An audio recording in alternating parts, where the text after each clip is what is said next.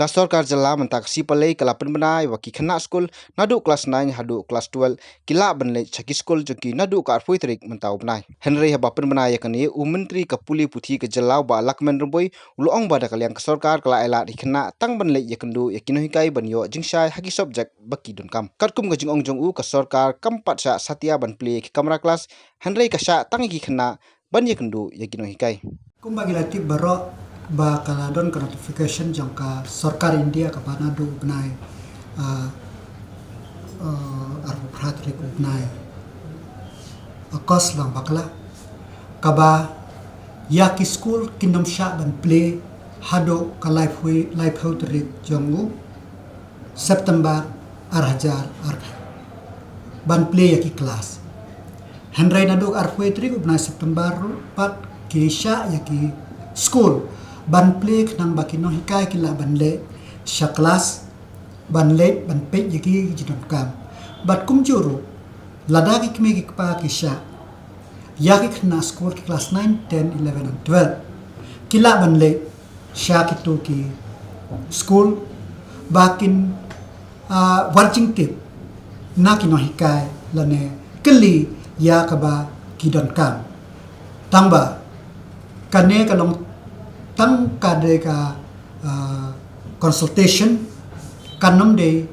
kimde ki normal class tengi no yang sarkar ngin sha ya kata nado arfetrik no bna bat kidi ban but ya ki protocol kumbala penmi da ka Ministry of Health and Family Welfare pani ki school kidi ban play ndai om ki class that is number 1 kabaar kajing le jong ikna school kadai voluntary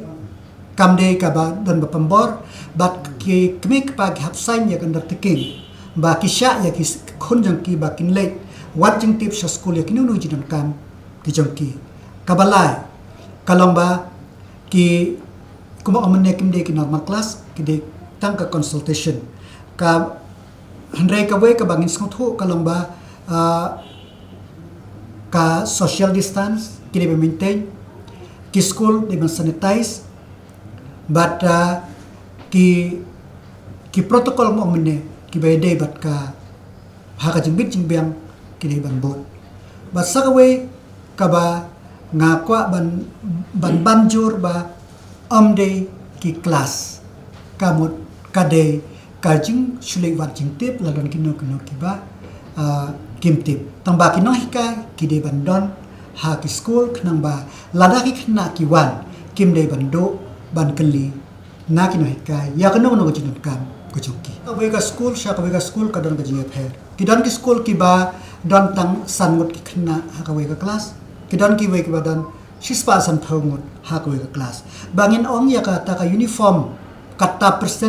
persen ngin limit ya kata ngin trip tan baka school hang to institution hang to ki doni ka model ka ba kumno bakin connect begitu di school but kumno bakin le ngi ha school bakin arrange ha kanu kom ba kini ki khna ke bawan kinomdo ya ka jingmentoy ha ka juk por loi thu ru ba ka University Grant Commission kala menjur ya ka jingterwa jong ka sarkar jela ban pelong how risaw ka examen final nak menta ka undergraduate pat ka postgraduate.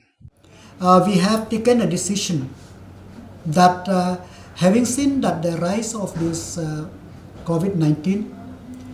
and taking into consideration also that the Supreme Court ruling that exam to get a degree exam is a must. So we have, after consultation with the NEHU authorities, we have written to the UGC that we cannot do the exam within the 30th of September. So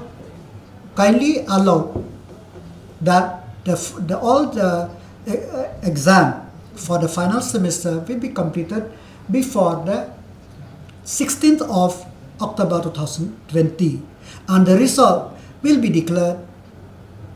by the end of the month. So yesterday the UGC has replied